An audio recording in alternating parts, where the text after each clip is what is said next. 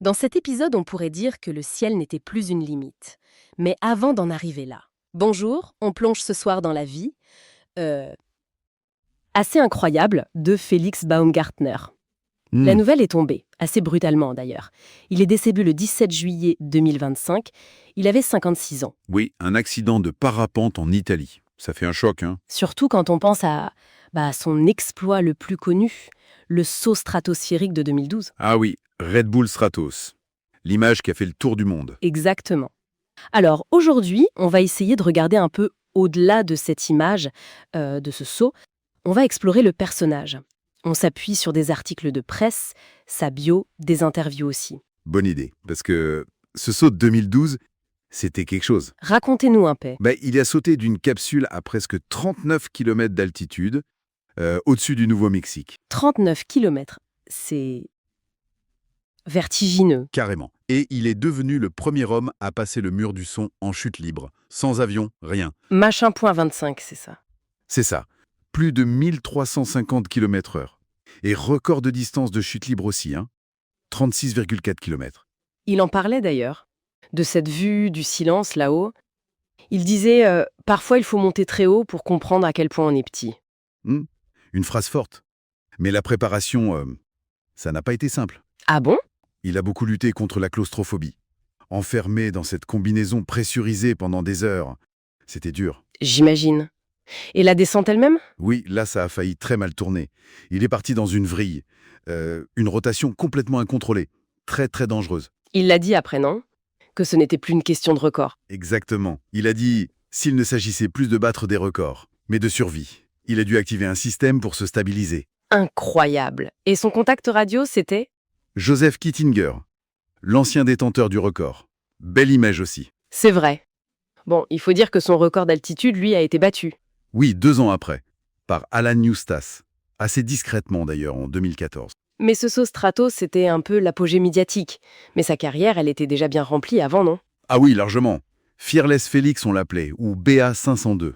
Il avait fait quoi d'autre de marquant? Les Tours Petranas, Oui, en 1999. saut en base jump. Il a traversé la Manche en 2003, avec une aile en carbone. Ah oui, ce truc fou. Il a fait le saut base le plus bas depuis le Christ Rédempteur à Rio. Le viaduc de Milo en 2004. La tour Turning Torso en Suède. Et Taipei 101 aussi, non? Ou ça s'était mal terminé? C'est ça. Un saut non autorisé. Il a été interdit d'entrer à Taïwan après ça. Clairement, il cherchait toujours la limite, quoi. Il a même fait de la course auto après Stratos. Oui, une pige aux 24 heures du Nürburgring en 2014 avec Audi. Toujours l'adrénaline. Fascinant. Mais bon, il n'y avait pas que l'athlète, il y avait aussi des controverses. Oui, il faut en parler. En restant factuel, il y a eu cette condamnation en 2012. Pour coups et blessures, c'est ça? Une histoire avec un chauffeur? Oui, une gifle à un chauffeur de camion grec. Et puis, il y a eu ces prises de position politiques. Assez commenté, oui. Très.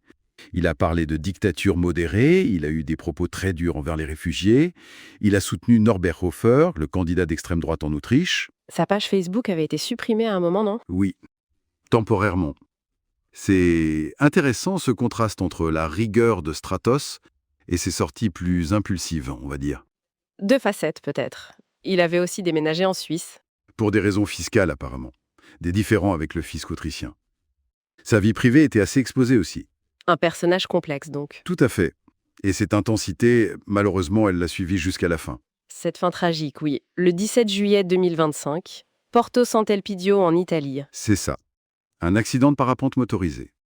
Il a perdu le contrôle, il s'est écrasé près de la piscine d'un camping. Terrible. Une employée a été blessée par des débris en plus? Oui, les enquêteurs parlaient d'un possible malaise en vol. Mais bon, c'est encore sous enquête. Et cette dernière publication sur Instagram. Justement, elle disait trop de vent. Ironique et tragique. Ce qui est fou, c'est le contraste entre ce show mondial pour Stratos et cette fin, soudaine, presque anonyme dans sa brutalité. Exactement. Ça résume bien la dualité du personnage. L'athlète défiant la mort, le recordman.